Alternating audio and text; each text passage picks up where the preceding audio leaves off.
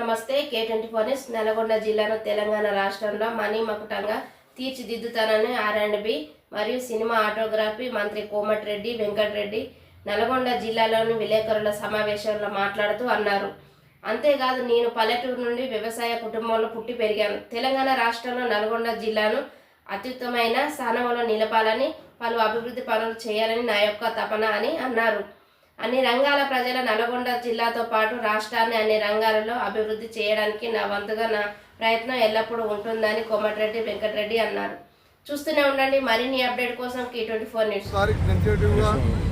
మొదటి వారం అని చెప్పిండు. రేపు సీఎం గారు నిన్న వాళ్ళ సోదరుని కుమార్తె వివాహం ఉండే, మొన్న 3 రోజులు ఢిల్లీలో ఉండే. నేను కూడా బిజీగా వేరే కార్యక్రమాలు ఉంటుంది. ఎల్లుండి రేపు నిజామాబాద్ పర్యటన నాది ఉన్నది. ఎల్లుండి మహబూబ్నగర్ సీఎం రైతు సభ తెలంగాణ వ్యాప్తంగా రైతులందరినీ కూడా రమ్మంటున్నాం. అందరినీ ఎక్కువ జనం కాదు, ఆ జిల్లాకి ఎక్కువ జరిగి రైతులకు మిగిలిపోయిన రైతులకు రైతు రుణమాఫీ చేస్తూ రైతులకు చేపట్టబోయే కార్యక్రమం. నేను చెప్పిన 7,500 రూపాయల రైతు భరోసా కూడా త్వరలోనే మళ్ళీ రైతుల అకౌంట్ వేయబోతున్నాం. నల్గొండ జిల్లా భావనవేల ప్రాజెక్టు అక్కడ డిస్ట్రిబ్యూటర్ కెనాల్స్ శంకుస్థాపన చేసి ఇప్పటికే రిజర్వాయర్ నింపి పెట్టడం జరిగింది. 18 ఏళ్ళ కళ అది, నా కళ అది. ఆ ప్రాజెక్టుతో ఇవాళ చుట్టుపక్కల గ్రామాలలో అప్పుడే అన్ని బోర్లకు భవనాలకు నీళ్ళు వచ్చాయి. ఆ ప్రాజెక్టు అక్కడ పరిశీలించి జిల్లాకు చెందిన SLBC సొరంగం కానీ శివనగూడెం కానీ బ్రాహ్మణవేలుల ప్రాజెక్టు అన్నిటి కూడా రివ్యూ బ్రాహ్మణవేలులో చేసి మళ్ళీ అక్కడి నుంచి నల్గొండ NG కాలేజీలో హెలిప్యాడ్లో దిగి ఇక్కడ 110 కోట్లతో స్పెషల్ డెవలప్మెంట్తో నల్గొండ అండర్గ్రౌండ్ డ్రైనేజ్ కానీ చుట్టుపక్కల అన్ని గ్రామాలు కూడా మున్సిపాలిటీలో కలిపినాం. ఆ కార్యక్రమం 40 కోట్లతో నర్సింగ్ కాలేజీ శంకుస్థాపన, అలాగే 275 కోట్లతో మెడికల్ కాలేజు నిర్మాణం పూర్తయిన నిన్నమననే. దాన్ని ఇప్పుడు గవర్నమెంట్ కాలేజీలో షిఫ్ట్ కూడా చేస్తున్నాం. దాని ఓపెనింగ్ కూడా ముఖ్యమంత్రి గారి చేతుల మీదుగా జిల్లాకు చెందిన ఉత్తమ్ కుమార్ రెడ్డి గారు, అందరు ఎంపీలు ఎమ్మెల్యేలు అందరూ పాల్గొంటారు.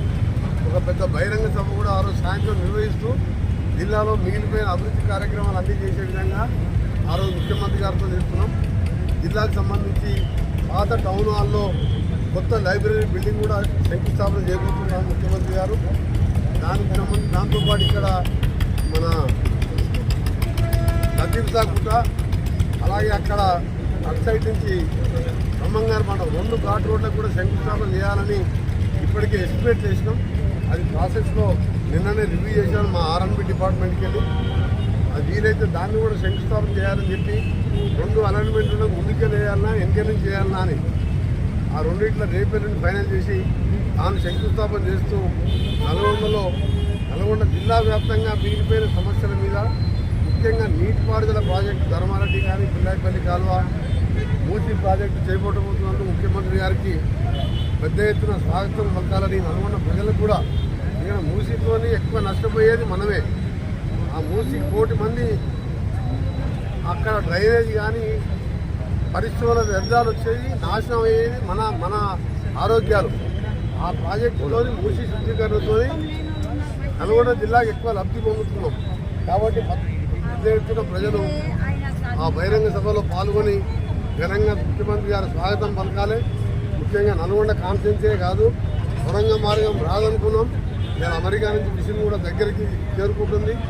జనవరిలో మొదలై 2 మిషన్లు మొదలైతే 20 నెలల్లోనే సొరంగ మార్గం పూర్తయితే మాకు ఏ మార్పుతో పని లేదు. ఇక మోటార్లు పెట్టే అవసరం లేదు. మెయిన్ కెనాల్ కూడా 900 కోట్లతో ఎస్టిమేషన్ వేయించాను. దాన్ని కూడా లైనింగ్ చేపిస్తున్నా. డిస్ట్రిబ్యూటర్ కెనాల్ మొన్న ఒక 45 కోట్లతో లిఫ్ట్ ఇరిగేషన్ శాంక్షన్ చేయించిన, దాన్ని కూడా శంకుస్థాపన చేస్తున్నారు ఆ రోజు. ఇవన్నీ కూడా త్వరలో రేపు సాయంత్రం ఖచ్చితమైన డేట్ ప్రకటిస్తాం.